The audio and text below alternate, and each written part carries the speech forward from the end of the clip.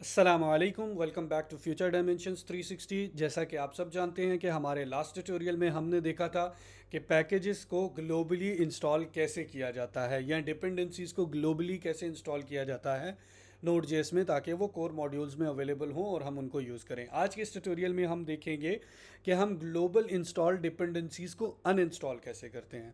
तो let's move ahead और देखेंगे कि हम इसको अनइंस्टॉल कैसे करते हैं।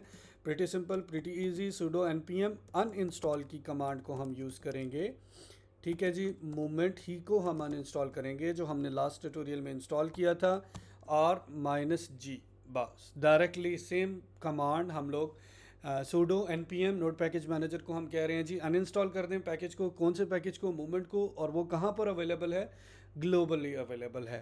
तो लेट्स इंटर, ये देखें जी हमारा पैकेज अनइंस्टॉल हो गया, रिमूव हो गया जी वन पैकेज।